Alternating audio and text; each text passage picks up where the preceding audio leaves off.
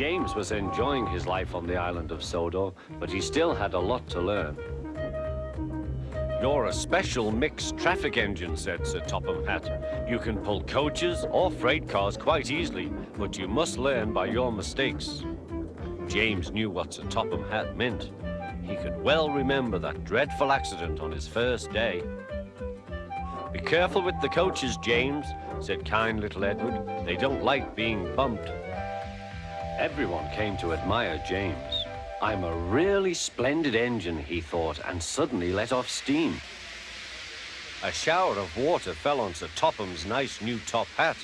Just then the conductor blew his whistle and James thought they had better go. Go on," he puffed to Edward.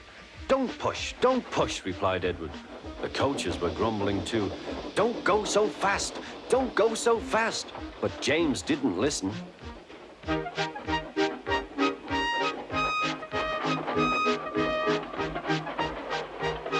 When at last they stopped at the next station, 2 coaches were beyond the platform.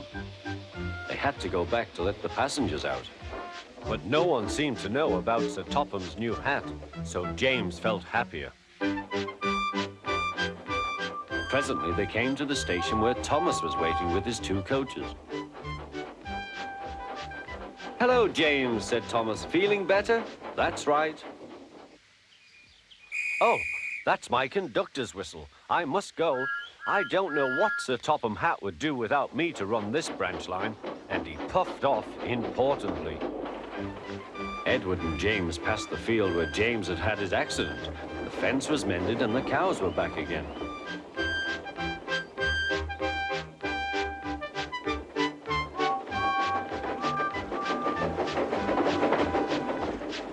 They ended their journey and rested before setting off for home.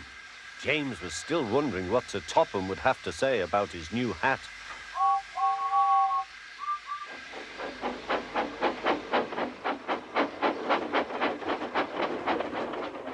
Next morning, he spoke severely to James. "If you can't behave, I shall take away your red coat and have you painted blue." James didn't like that at all.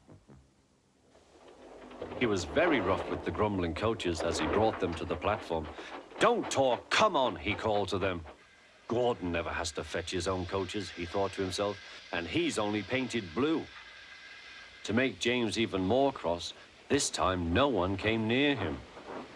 "I'll show them," he thought. "They think Gordon is the only engine who can pull coaches."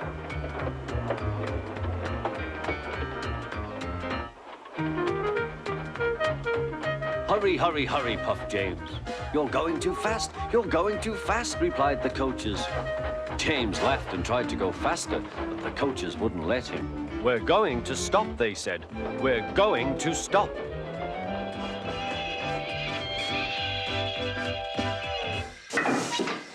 "What's the matter?" James asked his driver.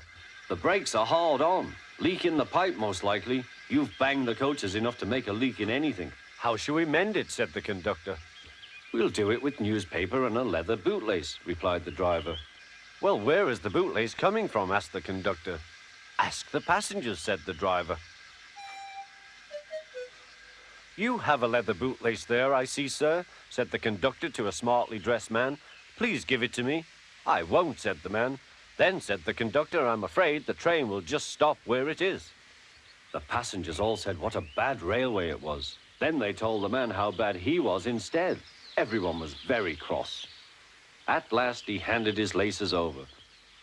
The driver tied a pad of newspaper tightly round the hole in the brake pipe, and James was able to pull the train.